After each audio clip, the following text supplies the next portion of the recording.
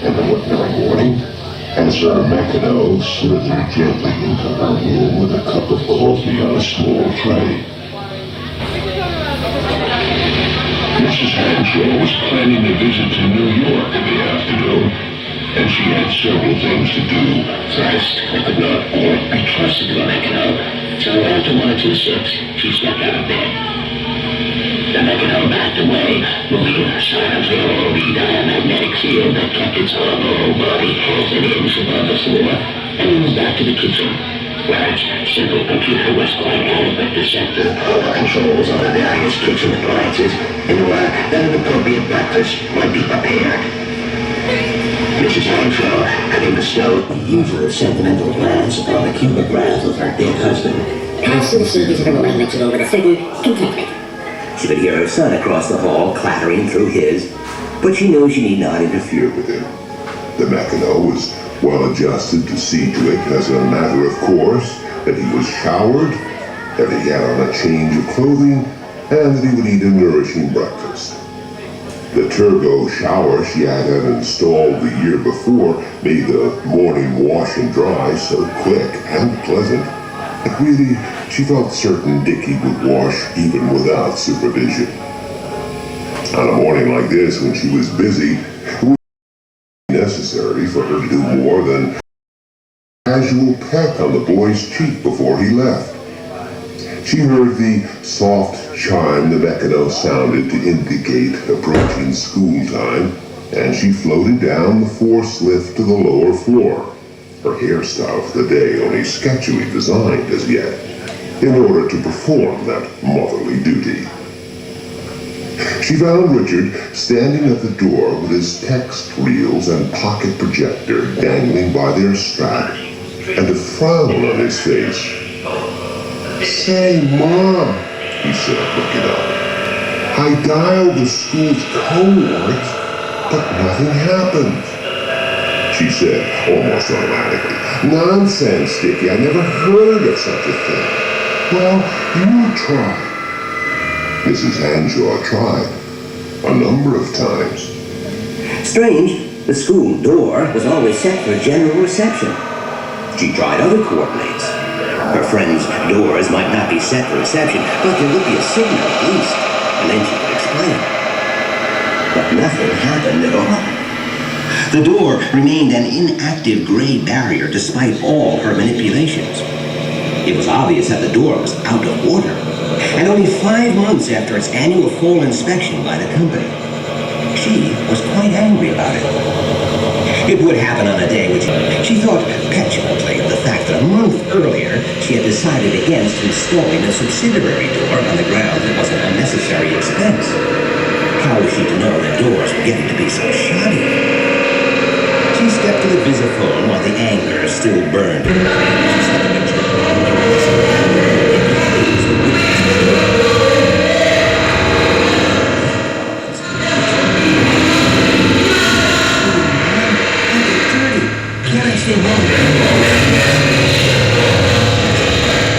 Mrs. Hanshaw insisted. With her finger on the combination board of the phone, she said, "You won't get dirty if you put flexies on your shoe, and don't forget to brush yourself well before you go into their house. But no contact. You've got to be in school. Just let me see you walk out of here, and quickly, or you'll be late." The Meccano, an advanced smile, very responsive, was already standing with Richard with the food right-handed. Richard took the transmission over his shoe.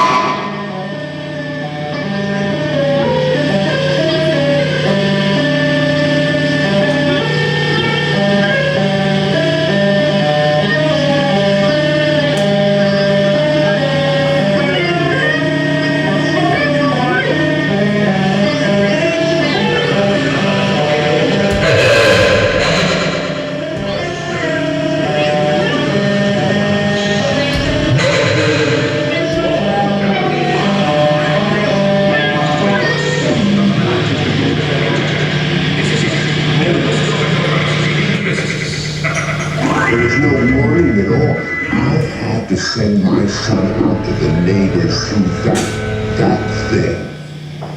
She pointed to the entrance through which the repairman had come. He smiled and spoke out of the conscious wisdom of his own specialized.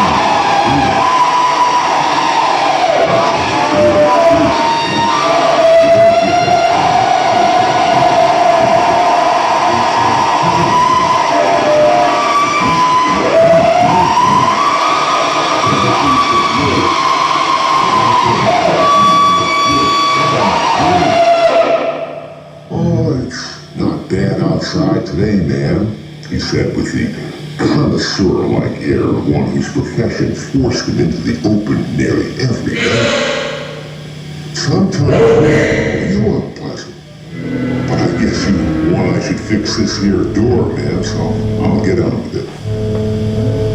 He sat on the floor, opened the large tool-case,